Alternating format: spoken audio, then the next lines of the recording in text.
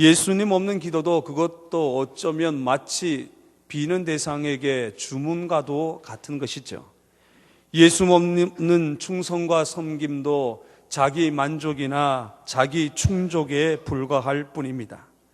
그런데 우리는 그런 예수님을 얼마나 많이 알고 있는지요? 우리는 마치 살아가시면서 부모님에 대해서 너무 잘 아는 것처럼 생각할 때가 많지요. 그러나 정녕 부모님의 뜻을 헤아리며 사는 자녀는 얼마나 될까요? 그렇기에 자녀의 첫 번째 불효는 바로 부모님에 대해서 전혀 모른다는 겁니다. 우리가 날마다 예수 이름으로 찬양하고 예수 이름으로 기도하고 하니 우리는 예수님에 대해 너무도 잘 알고 있다고 이야기합니다. 그런데 정말 예수님을 잘 알고 계시는지요? 그러나 분명한 사실은 시간이 지나가면 지나갈수록 우리가 느끼게 되는 것, 그것은 바로 예수님을 잘 믿어야 한다는 사실입니다. 왜냐하면 예수님을 믿지 않고서는 바른 믿음이 생길 수 없고, 예수님을 모르고서는 하나님을 모를 뿐더러 또한 구원의 은혜와 영생의 축복과 감격을 누릴 수 없기 때문입니다. 예수님을 만나야 우리 인생에 참된 기쁨과 감사가 있고, 예수님을 만나야 우리가 이 땅에서 살아야 할 인생의 삶의 목적을 발견할 수 있게 되고, 예수님을 만나야 내게 뜻하지 않게 찾아온 고난을 바르게 이해하며, 예수님을 만나야 절망 속에서도 소망과 희망을 발견할 수 있기 때문입니다. 오늘은 부활절입니다. 우리 주님이 다시 사신 날이지요. 우리 한번 다 같이 한번 외쳐볼까요? 예수님이 다시 사셨습니다. 저는 여러분이 이 한 주간 어디에 있든지 여러분의 필요로 하는 그 공동체 속에서 여러분들의 입술 가운데 이 선포가 좀 되어졌으면 좋겠습니다. 우리 옆에 분에게 예수님이 다시 부활하셨습니다. 네. 주일학교에서 어떤 전도사님이 설교 시간에 아이들에게 이렇게 질문했다고 합니다. 어린이 여러분, 우리는 천국에 가려면 어떻게 해야 되죠? 많은 아이들이 손을 들었습니다. 저마다 손을 들었는데 모든 아이들의 대답이 바로 예수님을 믿어야 천국 갈 수 있어요. 맞아요, 틀려요? 맞는데 아멘도 안 하시니까 참. 예수님을 믿어야 천국에 갈 수 있지요.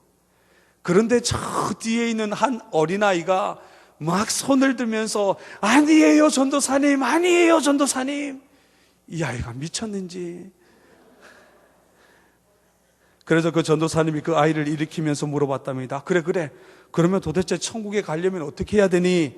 그 아이가 이렇게 대답합니다. 네 전도사님, 천국에 가려면 죽어야 돼요. 죽어야 돼요. 네, 맞습니다. 부활과 뗄래야 뗄 수 없는 것이 바로 죽음입니다. 인간에게 있는 가장 큰 두려움, 인간이 경험해 보지 못했기 때문에 인간에게 있어서 어쩌면 가장 큰 문제거리가 죽음일 수 있는 것이지요. 아마 이 자리에서 지금 내가 당장 죽는다고 한다면 모두가 다 그 죽음에 대한 두려움과 공포에 떨지 않을까요? 세상의 모든 것을 정복하고 다스리고 세상의 모든 권력과 명예와 부와 재물들을 소유했다 할지라도, 쉽게 말해 세상에서 아무리 잘 나가는 인생이라 할지라도 인간의 능력으로 해결할 수 없는 일이 있습니다. 그것은 바로 죽음을 피하는 길이죠.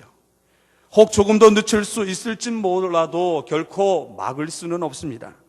왜냐하면 한 번 죽는 것은 사람에게 정한 것이고 그 후에는 심판이 있기 때문입니다. 이 세상에 죽음보다 강한 것은 없지요. 죽음이라고 하는 것은 어쩌면 인간의 모든 것을 무력화시킵니다. 죽음 앞에서는 모든 사람이 아무것도 아닌 존재가 되어버리고 맙니다.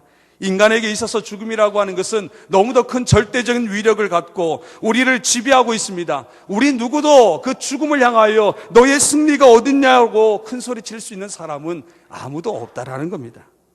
그런데 말입니다, 하나님께서는 이 죽음을 무력화시키고 우리 믿는 사람들로 하여금 거기서 풀어 자유케 하셨습니다. 우리를 묶고 있는 사망과 질병과 저주와 가난의 모든 악한 마귀의 권세로부터 우리를 자유케 하시기 위해 예수 그리스도를 십자가에 죽게 하셨고, 그리고 성경의 약속대로 사흘 만에 다시 살아나셨습니다. 이것이야말로 우리에게 허락하신 십자가의 복음, 희망의 복음인 것이지요. 시편 116편 15절에 이렇게 말씀합니다. 그의 경건한 자들의 죽음은 무슨 말입니까? 성도의 죽음은 여호와께서 보시기에 귀중한 것이로다. 왜 하나님께서 예수 그리스도를 믿는 자들의 죽음을 귀중히 보실까요? 부활의 영생을 믿지 않는 사람들에게는 이 죽는 날이 결코 반가운 일이 될 수 없죠. 그러나 성도의 죽음을 귀중히 보시는 이유는 바로 그 날이 우리에게 구원의 날이기 때문입니다. 세상의 모든 저주와 사망과 심판으로부터 구원받는 날이기 때문이지요. 예수 믿는 성도들에게 천국이 준비되어 있기 때문에 바로 성도의 죽음을 귀중히 보신다. 그리고는 이렇게 말씀합니다. 주 안에서 죽는 자들이 복이 있도다. 한번 따라할까요? 주 안에서 죽는 자들이 복이 있다. 여러분, 주님과 함께라면 이 세상을 사는 것도 너무나 행복한데 영원한 천국에서 주님과 영원토록 함께 사는 것은 얼마나 더 황홀한 일입니까? 주님께서 맡기신 이 세상의 삶에 최선을 다하며 살다가 어느 날 주님께서 작정하신 때에 불현듯 우리를 천국으로 입성하게 될 때 이것은 너무나 얼마나 더 흥분되는 일이냐 말입니다. 어떤 목사님은 잠자리 들기 전마다 이런 기도를 하나님 앞에 드린다고 합니다. 주님, 내일 저를 이 땅에서 필요로 하시면 내일 아침 이 잠자리에서 일어나게 하시고, 천국에서 저를 필요로 하시면 내일 아침 천국에서 눈뜨게 하옵소서. 어떻게 이런 기도가 가능할까요? 바로 우리가 믿는 그 예수 그리스도 때문이죠. 예수 그리스도만이 유일한 구원자이고 예수님만이 부활이고 길이고 진리고 생명이고 우리와 늘 함께 하시는 임마누엘 하나님이기 때문에 그 일이 가능한 것입니다. 기독교 신앙을 가리켜 흔히 부활신앙이라고 이야기합니다. 부활이 없는 기독교는 종교라 불릴지는 모르지만 생명과 구원은 될 수 없습니다. 부활신앙이 없는 기독교인은 비록 기독교인이라 불릴지는 모르나 참다운 하나님의 자녀는 결코 될 수 없습니다. 부활이 얼마나 중요한지는 예수님은 자신을 가리켜 나는 부활이라 말씀하셨고 제자들도 자신들을 가리켜 나는 부활의 증인이라고 말씀하셨습니다. 그런데 우리가 성경을 읽다가 오해하지 말아야 될 부분은 성경에서 말하는 이 부활이라는 건 단순하게 다시 사는 것을 의미하지 않습니다. 이게 무슨 말이냐면 주님이 말씀하신 부활은 죽어가는 모든 것을 살리는 것을 의미합니다. 그 살리는 역사는 죽음 이후에 일어나는 사건뿐만 아니라 바로 지금 당장도 일어나는 사건이지요. 부활의 주님을 만나면 장차 죽어서 천국에 영생할 뿐만 아니라 지금 이 땅에서 그 주님을 만나는 순간부터 깨어진 꿈이 회복되어지고 지친 몸이 치유되어지고 상한 마음이 위로받게 되고 슬픈 마음이 기쁜 마음으로 변하게 된다는 겁니다.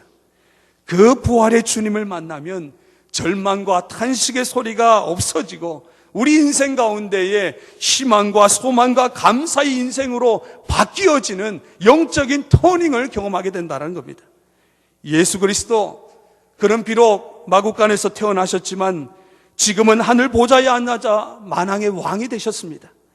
살아생전 책 한 권 쓰지 않으셨지만 그분의 가르침과 말씀은 권세 있고 능력이 있어 많은 사람들을 변화시키셨습니다. 비록 높은 자리와 위치에 올라 세상을 향해 큰 소리로 호령 한 번 못하셨지만 번듯한 집 한 채 없어 머리 둘 곳조차 없으셨지만은 예수님은 세상의 모든 부의 주인이 되셨고 온 세상과 만물을 다스리는 영원한 통치자가 되셨습니다.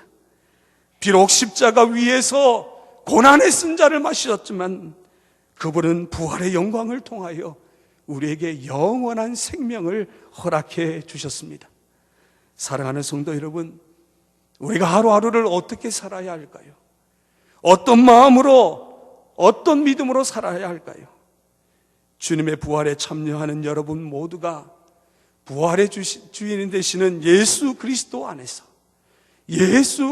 안에서 풍성한 삶과 영원한 생명을 얻어 날마다 여러분 삶 속에 기쁨과 감사와 영광이 가득 찬 복된 삶이 되시기를 주님의 이름으로 간절히 축복합니다.